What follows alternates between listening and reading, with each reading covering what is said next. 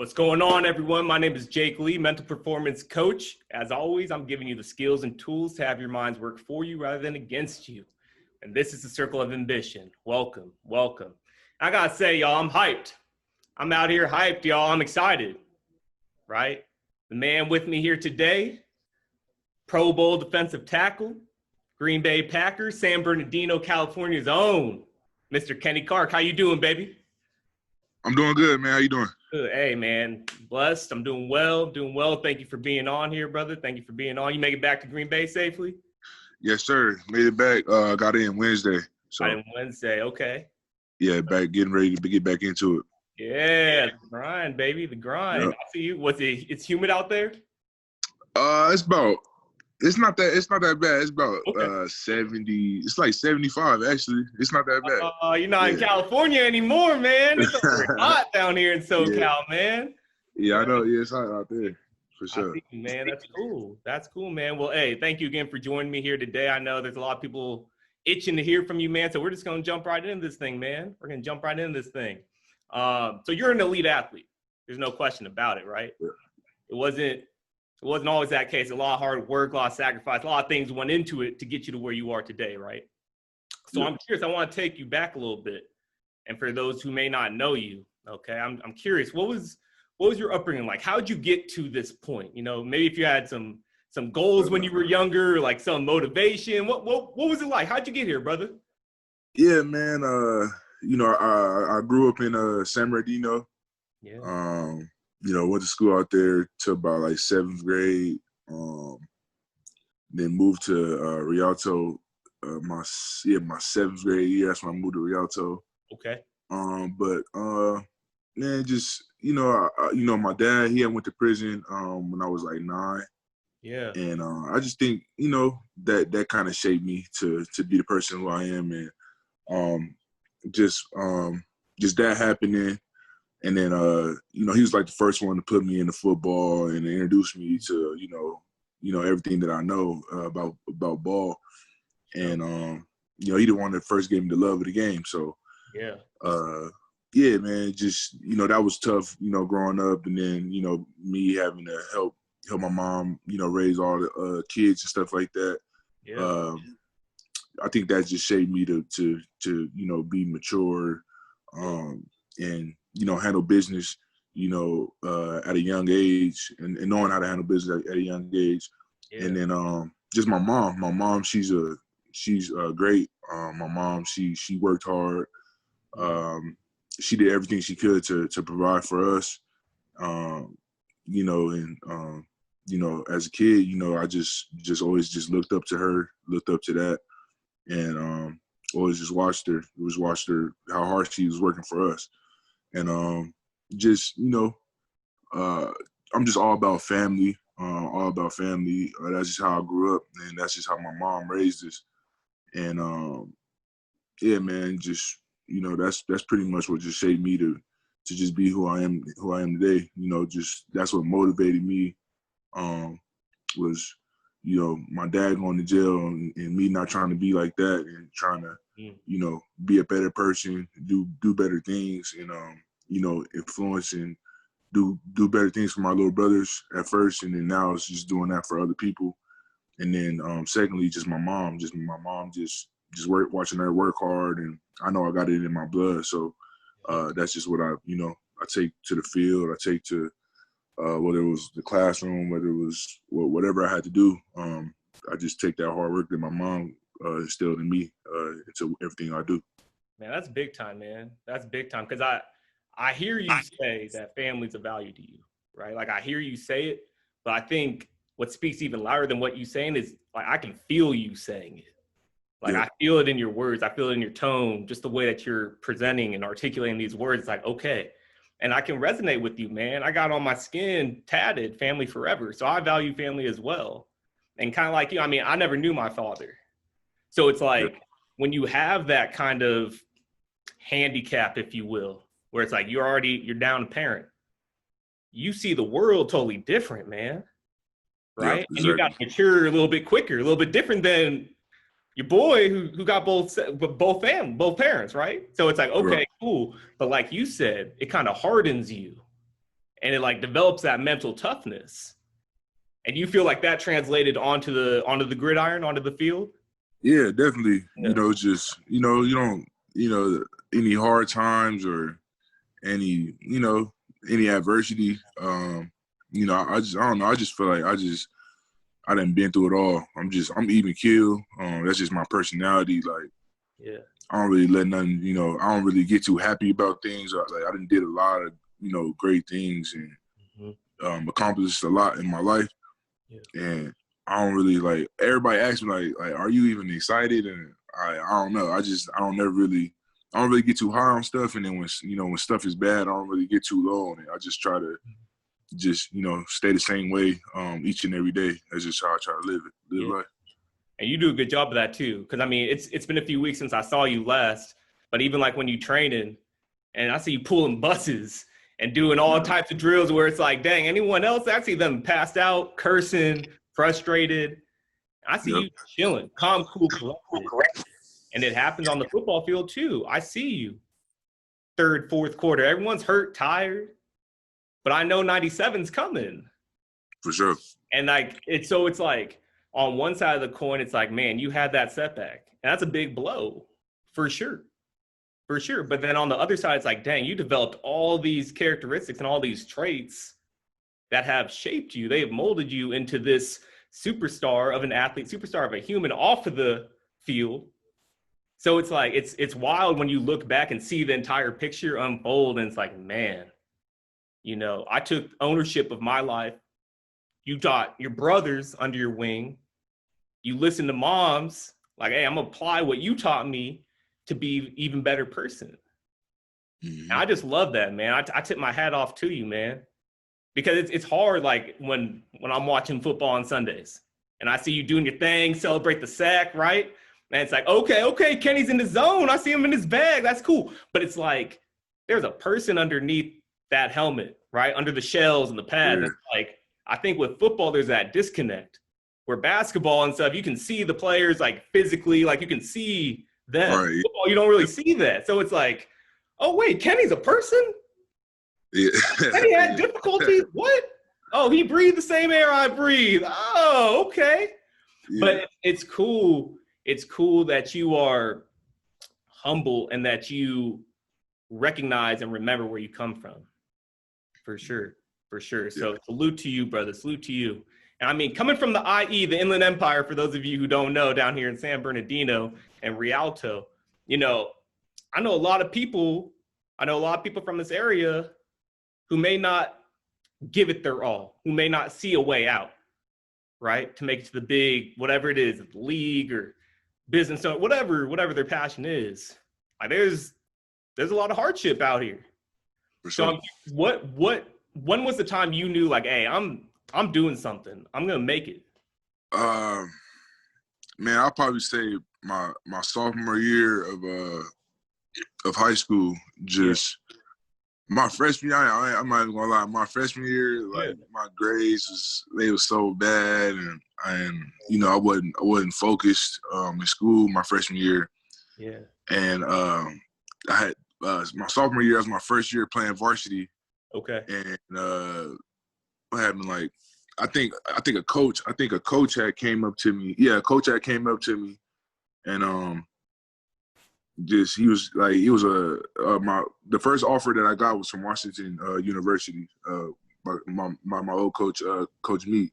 Mm-hmm. And he came up to the school when he was at Washington, and he was just like, man, these grades ain't gonna cut it. Like, you're not gonna be able to get into any school. Yeah. And I just always remember, like, all the time, just like growing up, everybody went to like everybody was going to like, junior colleges and stuff like that. And I just used to look back on it, just like, man, I'm trying to go to like a university, like that'd be kind of dope. I'm trying to go like somewhere big.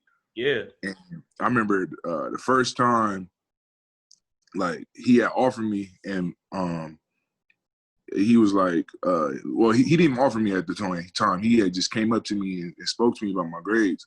Mm-hmm. And I was like, man, I gotta start taking this serious. Like I can't, like, if I want to do something, like, then I gotta get good grades. Yeah. And after that, like, it was just, they had offered me, I mean, they had came to the school to talk to me.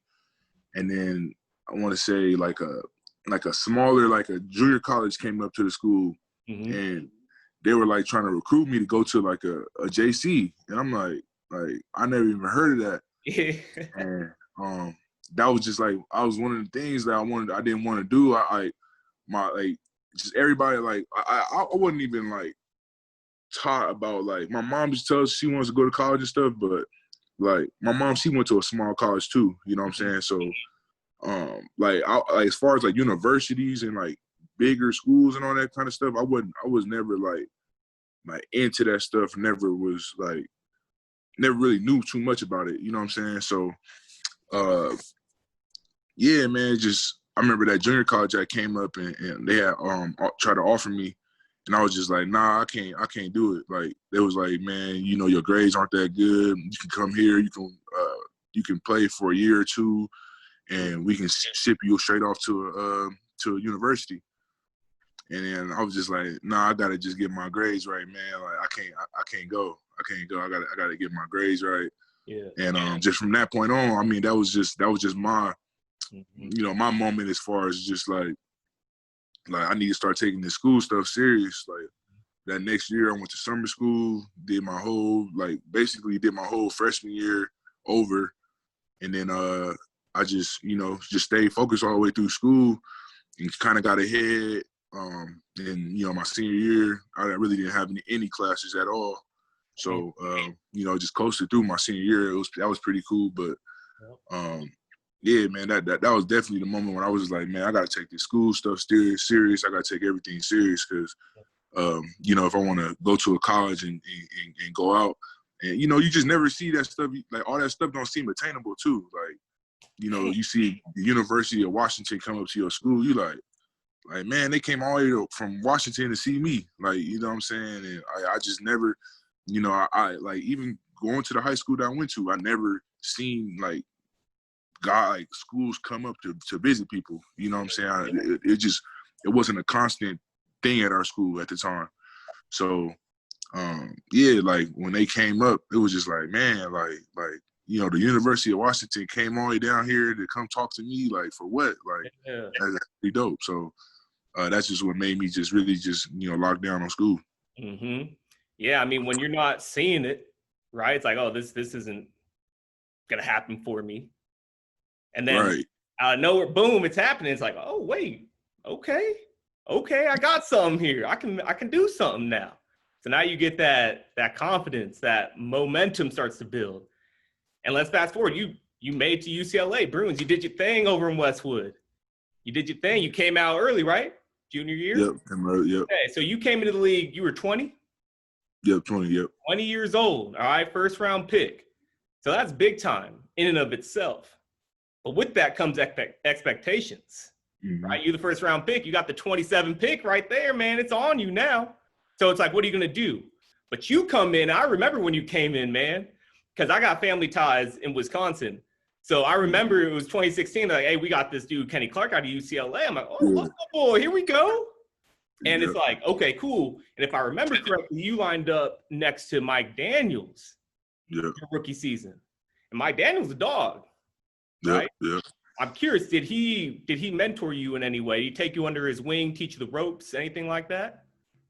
Yeah. I mean, I feel like he definitely kept me right, showed me the way, and definitely just showed me just, you know, how NFL football is played. You know what I'm saying? Yeah. And just when I first got there, it was so many guys up there, man.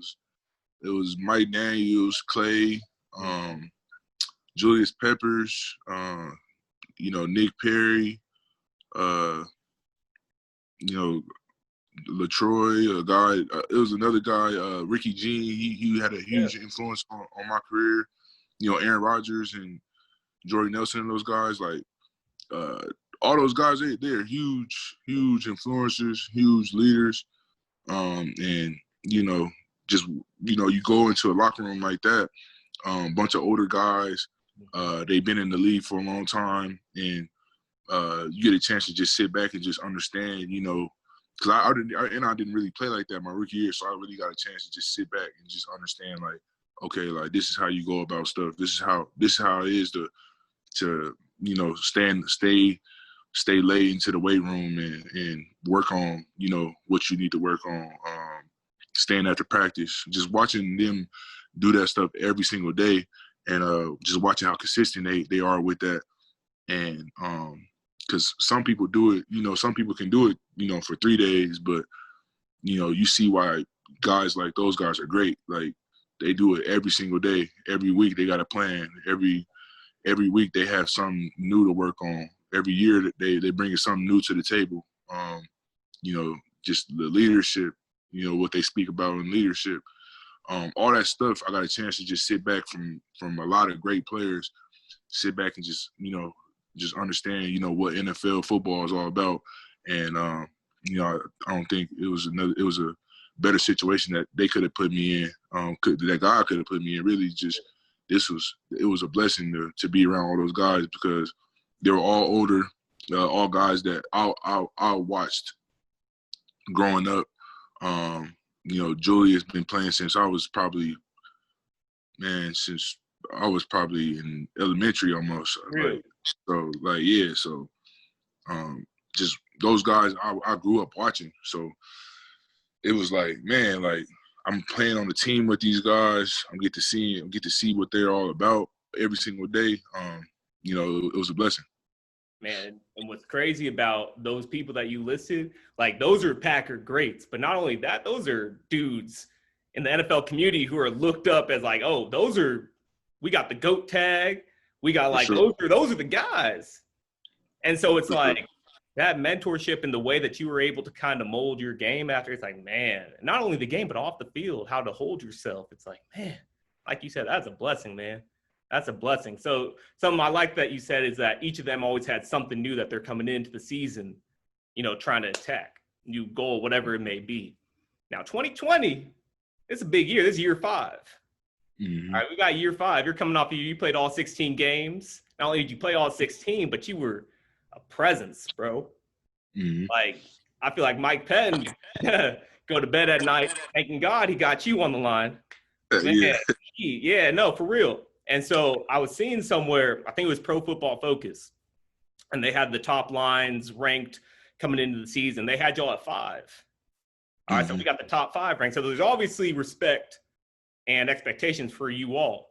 And I say you all because I know you got Z on the lines, Darius. You got Preston. You got some boys. You got some boys on that line. But looking at you specifically, right, I know this is a big year for you, man. It's the contract year, bro. You know, so I mean, I'm looking at it like, dang, okay, Kenny came off a big year last year, right? And now we got the expectation. Not only we got the expectation, but we got a chance to make some life-changing money right here for not only you, but your future generations. I'm curious, how you feel? Like, where's your mind at going into this season? Man, honestly, I'm just excited. I'm excited, man. It's just to be in the position that I'm in right now it's a blessing. And just the pressure and everything that come with all that. I've been dealing with that since, you know, my rookie year, since being drafted. Yep. And you know, just like I said earlier, like anytime, you know, adversity, pressure, or anything hit, I'm always even keel. I'm gonna do what I gotta do. I'm gonna do my job. I'm gonna do everything, you know, what's asked of me, and I'm gonna just do that to the best of my ability. And how I feel is the best of my ability is one of the best in the league. So if I just do what I do and handle my business and do it to the best of my ability, it's gonna stack right up where the top guys are each and every year. So I'm just excited about, you know, everything. You know, just got to make sure I'm just staying healthy, staying on top of my body, and you know, have a great season this year. There it is. Control what you can control, man. What you're doing is working. All right. In case you need a reminder, what you're doing is working. Okay. So I love that. I love that approach. That keeps you present. That keeps you in the now, right? We're not worried about all the future. hey, all that's gonna work itself out. If you keep doing KC, you're good. Exactly. You're good. So I love that, man. But it's COVID. We're living the year COVID-19, man. This pandemic's wild, man. This pandemic's wild. How has that kind of shaped your off-season training? What have you done differently? How you feel that you are coming into the season? You feeling good? What you thinking about? I mean, COVID definitely it threw all of us for a loop a little bit. But it's one of them things where I think I took advantage of it.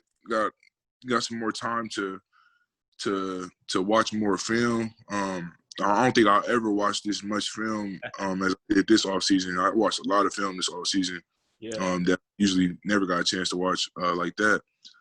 And then really, and then I got a chance to just work on my game a lot more. I mean, yeah, we have OTAs and stuff like that in a regular year, but this time I got a chance to just every 3 days almost just be out on the field and work out and work on my pass rush, work on my run drills, work on everything. And I think that's going to definitely help me out this year. Yeah, man, just it's the COVID thing, man. It's just it's definitely affecting us. It's crazy that nobody really knows how this thing is gonna shape out. How this thing is it gonna die down? Is it gonna get bigger? We don't know. So that's the crazy thing about it. But we gotta just keep on just doing what we're doing and try our best to live through it, really. But it's definitely shaped. I mean, it's definitely threw everybody for a loop, including myself, just trying to figure out different ways, not to work out. I was trying not to.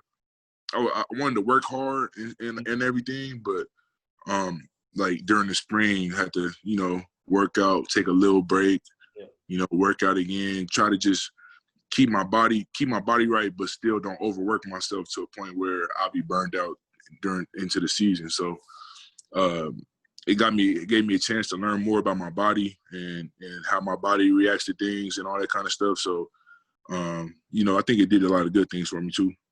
That's awesome, man. Now, I can imagine, because I mean, when I played on the D line, I fed off the crowd, right? I get a sack, I'm hyped. I'm in my dance. I got the crowd chanting. I can only imagine professionally when you surrounded. I'm not just talking one side of the bleachers, but you surrounded. Yeah. Everyone go nuts. And Lambeau, that's the fan base right there. That's history. That's iconic. Yep. So I'm curious when I'm hearing these reports of maybe certain stadiums can't have fans. Some, if you can, it'll be whatever, 5,000, 10,000. What's that dynamic like thinking about playing with no fans or minimal fans in attendance? Yeah, that's gonna be crazy, man. Just especially at Lambeau, like just thinking about, you look into the stands and the whole stadium is empty, and you don't really hear nothing. So that's gonna be definitely an adjustment. But really when you out there playing, you really don't hear nothing anyway. You just out there just in your zone and locked in and stuff like that. And I am gonna miss, like, when you make a big play, you make a huge play, the celebrations and all that kind of stuff. I am gonna miss that, and hearing the crowd right behind you. So that'd definitely be something different. And third down crowd noise and all that kind of stuff. I think that'd definitely be different. Sure. But I'm excited about it. It's gonna be definitely a different year. It's a different year for all of us. So we're gonna just see, who's been working and the adjustments that people made, and how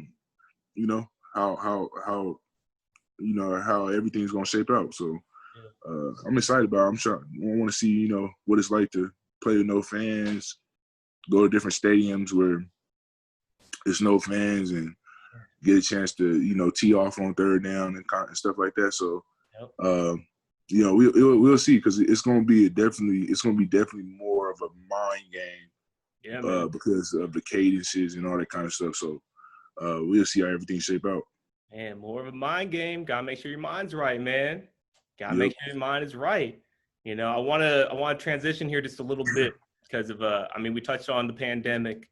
We also got, the tragedy going on with Black people's lives, man, getting taken and Mm-hmm. snatched up, you know. I don't even have the time to read off all the names, but when you see like the George Floyds and the Breonna Taylors, uh, I'm curious how it affected you, because I know it's affecting our community as a whole, but you specifically, how have you been handling this here? What's been going on with you, man?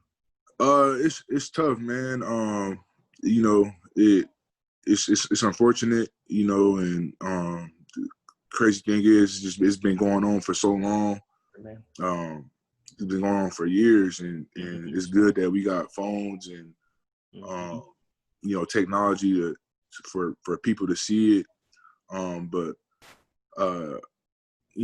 it's unfortunate that somebody has to die and something like that has to happen for people to actually notice what's going on. But I think George Floyd and all those names would be happy to see all the people that are behind them and that's trying to work for a change, and all the protests and all that kind of stuff. I know they'd be happy to see all those protests, for them, and for them to stop police brutality and just all violence just all violence, period. And just with the protests and stuff, it's exciting to see just, the communities, the Black communities, the white communities, all the colored communities just come out and support each other. Just as many Black people you've seen out there, you've seen a lot of white people out there. And I think that we not only gonna need our people, we're gonna need a lot of different races to make this make this change. We're gonna need everybody. And it's encouraging to see, more white people come out, more Mexican people come out and come out and support people. And that's only just gonna help us create more change. So it's encouraging to see all that stuff. Only thing, I don't think it's gonna be one person that's gonna be able to change the world. And it's exciting to see everybody coming out and speaking up on it and doing all that stuff. But what we gotta do is just keep on just helping our communities, staying in tune with our communities. And one person not going to change the world, but if we can change ourselves and change what's in our heart, and everybody that we talk to, help shape them and change their heart about racism, and that eventually change the world. So that's usually my focus, is just I want to help everybody and do all that kind of stuff, but I always want to preach to people that, look in the mirror and change yourself before you think about changing anybody else. And, once you start, you clean yourself up and you start helping everybody else change up, then, that'll start, eventually trickling down to everybody. So, and you'll see, that's when you'll definitely see change. Yeah. I'm curious to hear, and before I even ask that question, I gotta, say that was really well said on your part, right? And I really appreciate you going there and articulating on that point. I like how you said you gotta look in the mirror, right?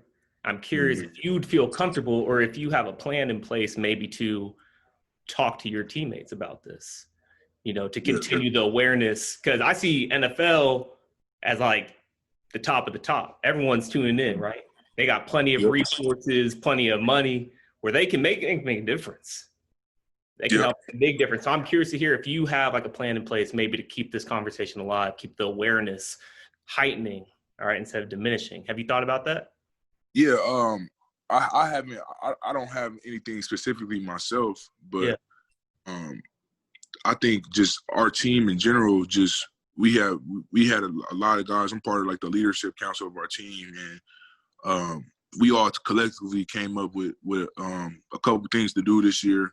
and all that stuff is pretty much going to evolve throughout the year. Just whether it's money we're giving to communities, whether it's things that we're going to do on game day, whether it's things that we're going to keep preaching to the media and all that kind of stuff.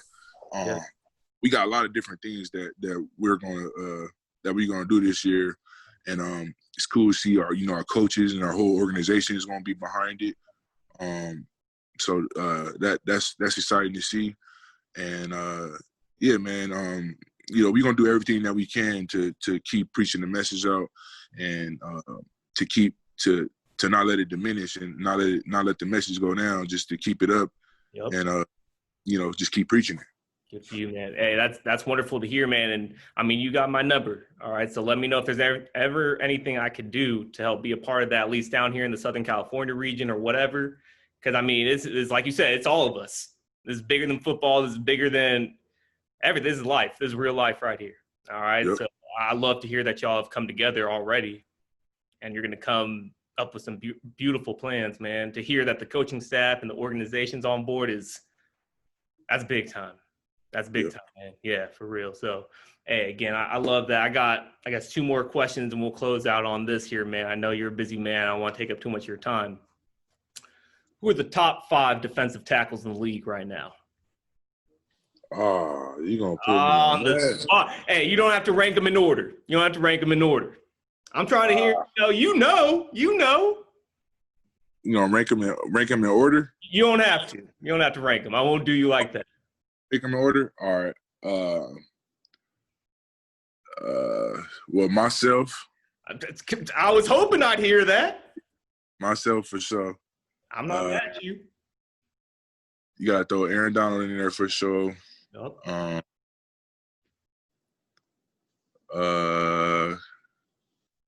You got to throw Cameron Hayward in there. East. You got to throw Grady Jarrett in there. Chris Jones. It's so many good defensive tackles. For real. Fletcher Cobb. It's so many. And what I'm seeing, at least on the outside looking in, these dudes getting paid. Oh yeah. I'm just saying. I'm seeing a trend. So hey, all them guys got big bags. It's salute to all them. For real. They all good, really good players. Man, like it's so many good defensive tackles though. It's like it's all honestly just with defensive tackles is really about like what you like. Like, do you like? I don't know. Like, you like the guys that get upfield and make plays, or do you like the guys? I mean, the bigger guys make plays too. Do you like the guys that can plug up the middle and hold double teams, but still get off blocks and make plays? It's all about like your style and who you play, who you like, because it's so many good defensive tackles, especially like right now. Sure. I like that you said that, because I watching your career kind of develop, I know it's more of like run stuffer label. And then, like, okay, now you got the pass rush down. And now I'm seeing stuff being like, Kenny Clark's a prototypical. I see that term a lot, the prototypical defensive tackle. It's like, okay, so you're the standard. But that's a lot of age or new age. Say that one more time? I'm trying to be the new age nose tackle nowadays. Come on, Kenny. Come on, Kenny. Yeah. Let them know. Revolutionize it, baby. Yeah. Hey, that's what I'm talking about. Hey, who's your favorite quarterback to sack?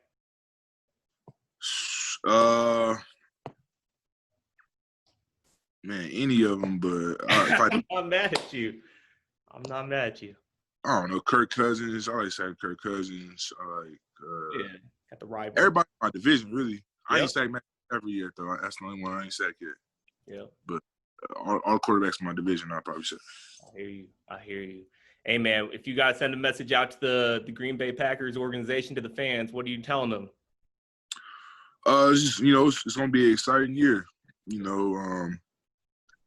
I know, COVID and all that stuff is going, it's going to affect the season. It's going to affect fans not being able to be out there. But as we know, our fans, they're unique in their own way.